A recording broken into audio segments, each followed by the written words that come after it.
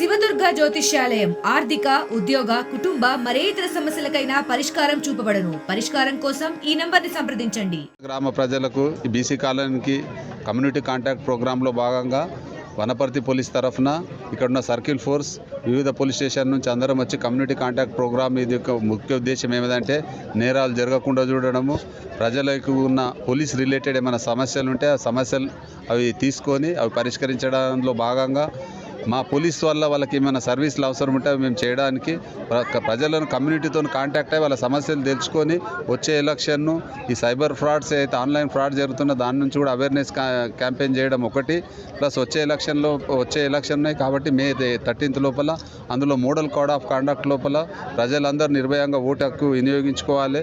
గ్రామం లోపల క్యాన్వర్సింగ్ చేసుకోవాలి, కానీ గ్రామస్తుల మధ్య కక్షలు కార్పణ్యాలు లేకుండా ప్రజలు నచ్చిన వ్యక్తికి ఓటేసుకొని నచ్చిన పార్టీకి ప్రచారం చేసుకోవచ్చు, కానీ వాళ్ళ మధ్య శాంతి భద్రతలో భంగం కలగకుండా వాళ్ళు ప్రశాంతంగా ఉండి మోడల్ కోడ్ ఆఫ్ కాండక్ట్ కూడా ఇంప్లిమెంట్ చేసుకోవాలి. ఈ మధ్య ఆన్లైన్ ఫ్రాడ్స్ అనేటివి రావడం జరిగింది. వేక్ యాప్ ద్వారా ప్రజలు ఈజీగా డబ్బు వస్తుంది అన్న ఉద్దేశం లోపల హార్డ్కోర్ మనీని ఏదైతే సంపాదించిన డబ్బును తీసుకొచ్చి వాట్సాప్లో వచ్చిన లింకును డౌన్లోడ్ చేసుకొని దాంట్లో కొంత అమౌంట్ ఇన్వెస్ట్ చేసి అది 3 months లోపల డబ్బులు అవుతుంది అన్న దాంట్లో ఆశకు ఒకరి నుంచి ఒకరు ఇది చైన్ సిస్టమ్గా జరుగుతుంది. ఎవరైతే సైబర్ ఫ్రాడ్స్ ఉంటారో వాళ్ళు వెరీ ఇంటెలెక్చువల్స్ ఉండి ఇది ఇంట్రడ్యూస్ చేసి కామన్ మ్యాన్ను అట్రాక్ట్ చేసి అందులో ఫస్ట్ 5,000 అని ఇంట్రడ్యూస్ చేసిన తర్వాత ప్రతిరోజు 100 రూపాయలు వస్తాయంటే కొన్ని రోజులు 100 రూపాయలు కూడా మన అకౌంట్లో క్రెడిట్ చేస్తారు. ఆశపడి మనం 10,000 చేయగానే మనకు 500 కూడా క్రెడిట్ చేస్తారు. అట్లా చేసి ఒక 50,000 1 lakh క్రెడిట్ చేసిన తర్వాత మన క్రెడిట్ ఐడి అనేది ఆపేస్తారు. మనం తెలుసుకున్న లోపల మనం మోసపోయినామని తెలుస్తాం.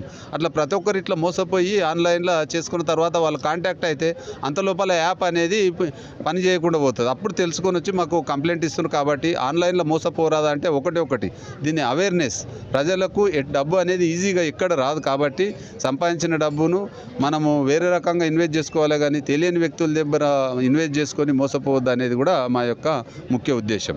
మరిన్ని వీడియోస్ కోసం ఛానల్ ని సబ్స్క్రైబ్ చేయండి, లేటెస్ట్ అప్డేట్స్ కోసం వాట్సాప్ ఛానల్ ని ఫాలో చేయండి అండ్ లింక్ డిస్క్రిప్షన్ లో ఉంది.